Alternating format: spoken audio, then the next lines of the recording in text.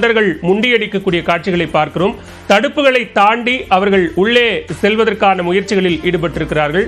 தனியார் பாதுகாவலர்கள் அவர்களை தடுத்து நிறுத்தி உரிய அடையாள அட்டை, இந்த கருத்தரங்கில் பங்கேற்பதற்கான அடையாள அட்டை இருக்கக்கூடிய நிர்வாகிகளை மட்டுமே அனுமதிப்பது என்கிற வகையில் அதற்கான ஏற்பாடுகளையும் அங்கு செய்து கொண்டிருக்கிறார்கள். தொடர்ந்து தாவேக பொதுச் செயலாளர் ஆனந்த் தொண்டர்களை கட்டுப்படுத்தி உரிய முறையில் அவர்களை அந்த கருத்தரங்க வளாகத்திற்குள் அழைக்கக்கூடிய அந்த காட்சிகளையும் நம்மால் பார்க்க முடிந்தது.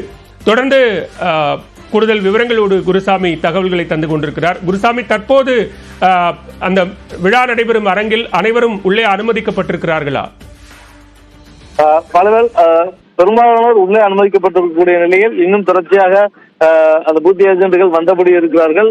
அவர்களை ஆங்காங்கே நிறுத்தி தற்பொழுது அனுமதித்துக் கொண்டிருக்கிறார்கள். ஏற்கனவே தற்பொழுது சுமார் ஒரு 7000க்கும் மேற்பட்டோர் உள்ளே சென்றிருக்கக்கூடிய நிலையில் தற்பொழுது மேலும் ஒரு 500க்கும் மேற்பட்டோர் தற்பொழுது வாசலில் இருக்கிறார்கள். அவர்களில் தற்பொழுது சுமார் 100 பேராக தற்பொழுது அவர்களை உள்ளே அனுப்பக்கூடிய பணிகளானது நடைபெற்றுக் கொண்டிருக்கிறது.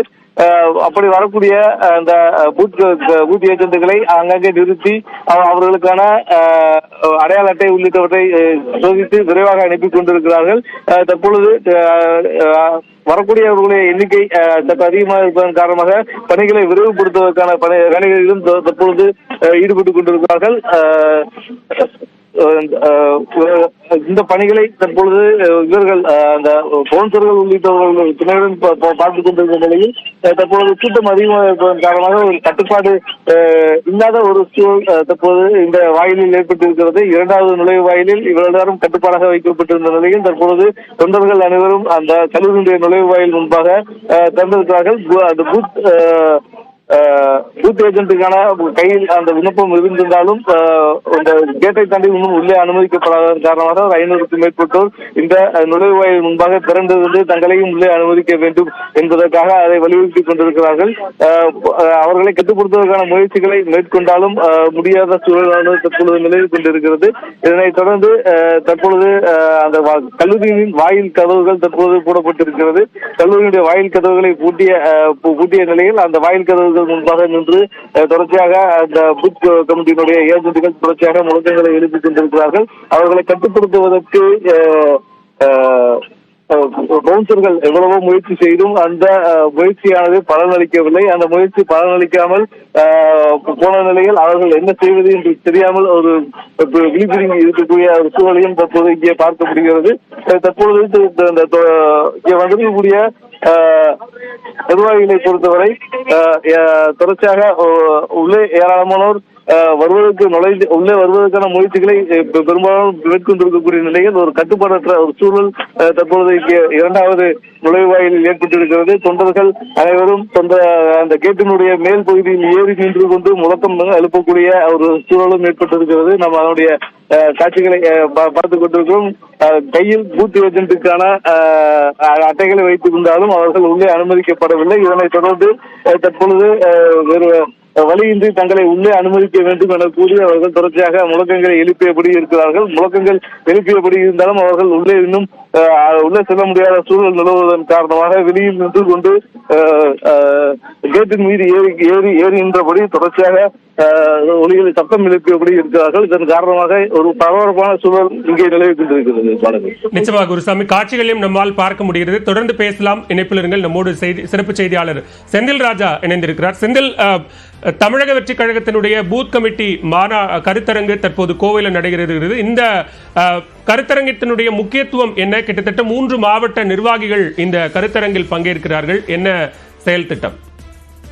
பாலவேல், தமிழக வெற்றி கழகம் கட்சி தொடங்கி அந்த கட்சியுடைய தலைவர் சில பொதுமக்களுடைய பிரச்சனைகளுக்கு குரல் கொடுத்திருந்தார். இன்னொரு புறம் பார்த்தீர்கள் என்றால் கட்சியுடைய கட்டமைப்பை வலுப்படுத்துவதற்கான வேலைகளில் ஈடுபட்டிருந்தார். குறிப்பாக பார்த்தீர்கள் என்றால் அந்த சமீபத்தில் கூட அந்த மாவட்ட செயலாளர்கள் அறிவிப்பு அதை வலுப்படுத்த வேண்டிய செயல் திட்டம் என செயல்படுத்தி வந்தார்.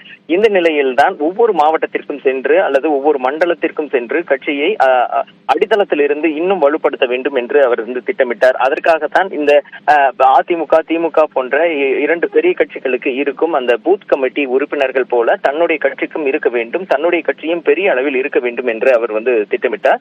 இதற்காக ஏற்கனவே ஒவ்வொரு 69,000 பூத்திற்கும் பார்த்தீர்கள் என்றால் அந்த வாக்குச்சாவடிக்கும் தலா 4 உறுப்பினர்கள் போட்டார்கள். அதற்கு பிறகு ஏற்கனவே நாம் குறிப்பிட்டது போல நிர்வாகிகள் ஒவ்வொரு நிர்வாகிகள் போட்டார்கள். 69,000 நிர்வாகிகளை நியமித்தார்கள். அதற்கு தான் தற்போது அந்த மண்டலம் வாரியாக பிரித்து அவர்களை சந்திக்கக்கூடிய அவர்களுடைய செயல் திட்டம் என்ன என்பது குறித்தும் அவர்களுடைய பணி என்ன என்பதை குறித்தும் அந்த பதவியுடைய முக்கியத்துவம் அது எவ்வளவு அந்த கட்சிக்கு முக்கியத்துவம் வாய்ந்ததாக இருக்கும், ஒரு கட்சியை வளர்க்க அந்த பூத் கமிட்டி எந்த அளவுக்கு உறுதுணையாக இருக்கும் என்பது உள்ளிட்ட பல்வேறு விஷயங்களை குறித்து இந்த கருத்தரங்கில் அவர் பேசுவதற்கான வாய்ப்புகள் இருக்கிறது. தன்னுடைய அந்த கட்சியை பூத் கமிட்டி அளவில் வலுப்படுத்த வேண்டும் என்ற நோக்கில்தான் இந்த ஏற்பாடுகளை செய்திருக்கிறார். அதில் முதல் கட்டமாகத்தான் மேற்கு மண்டலத்தில் இருக்கக்கூடிய அந்த கோவை மாவட்டத்தில் இந்த கருத்தரங்கை தொடங்குகிறார். 2 நாட்கள் இந்த கருத்தரங்கம் நடைபெறுகிறது. இதில் முதலாவது பார்த்தீர்கள் என்றால் சேலம், நாமக்கல், ஈரோடு மாவட்டங்களை சேர்ந்த 7,500 நிர்வாகிகளை அந்த பூத் கமிட்டி நிர்வாகிகளை வரவழைத்திருக்கிறார்கள். இவர்களுக்காக தனித்தனி அந்த பாஸ் அனுமதி சீட்டு வழங்கப்பட்டு இங்கு அனுமதிக்கப்பட்டிருக்கிறார்கள்.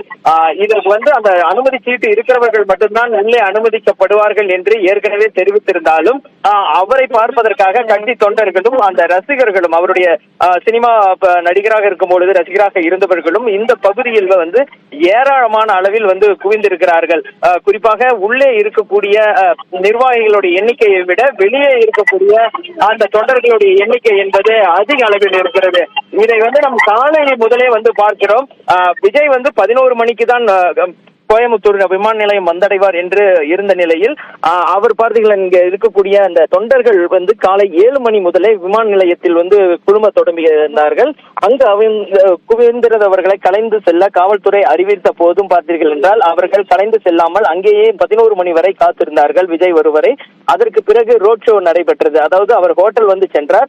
அதுவரை இருசக்கர வாகனங்கள் மற்றும் நடந்து சென்று என பல்வேறு வகையில் அவரை விஜயை பின்தொடர்ந்தார்கள். அது மட்டும் இல்லாமல் ஹோட்டலில் இருந்து 3:20 மணிக்கு அவர் புறப்பட்டார். பார்த்தீர்கள் என்றால் தற்போது அவர் சாலை மார்க்கமாக அதாவது வாகனத்தில் 4 சக்கர வாகனத்தில் வந்து கொண்டிருக்கிறார். அவரை தொடர்ந்து பார்த்தீர்கள் என்றால் ஆயிரக்கணக்கான இருசக்கர வாகனங்கள் அவரை தொடர்ந்து வருகிறார்கள். ஒவ்வொரு வாகனத்திலும் பார்த்தீர்கள் என்றால் 2 3 என அந்த வாகனத்தில் பயணித்து வருகிறார்கள். சில ஆபத்தான விஷயங்களும் நடைபெற்றது. சிலர் சாலையில் அந்த இருசக்கர வாகனத்தில் விழுந்ததையும் நம்மால் பார்க்க முடியுது. ஏராளமான பெண்களுக்கெல்லாம் காயம் ஏற்பட்டது. ஒரு ஆபத்தான ஒரு சூழலில் தான் அந்த இருசக்கர வாகனத்தில் அவர்கள் பயணம் செய்து வருகிறார்கள். விஜயை பார்த்தாக வேண்டிய என்ற ஒரு ஆர்வம் இருந்தாலும் ஒரு ஆபத்தான ஒரு சூழலில் அவர்கள் பயணிப்பதை நம்மளால் பார்க்க முடிகிறது. இன்னும் சில நிமிடங்களில் அந்த நிகழ்ச்சி நடக்கக்கூடிய அந்த கருத்தரங்கம் நடக்கக்கூடிய இடத்திற்கு விஜய் வந்தடைவார். இருந்தாலும் அந்த போக்குவரத்து இந்த சாலை என்பது கோயம்புத்தூருக்கு அவுட்டர்ல இந்த கல்லூரி அமைந்திருக்கிறது. அதற்கான அந்த சாலை என்பது 4 வழி சாலையாக இல்லாமல் 2 வழி சாலையாக இருக்கிறது. எனவே 2 புறமும் வாகனங்கள் செல்வதால் விஜயுடைய வாகனம் வருவதிலும் ஒரு சிரமம் ஏற்பட்டிருக்கிறது. இதன் காரணமாகத்தான் அவர் தற்போது இந்த நிகழ்ச்சி நடைபெற இருக்கக்கூடிய இடத்திற்கு வந்தடைவதற்கு சில காலதாமதமாகிறது. இருந்த போதிலும் விவரங்களுக்கு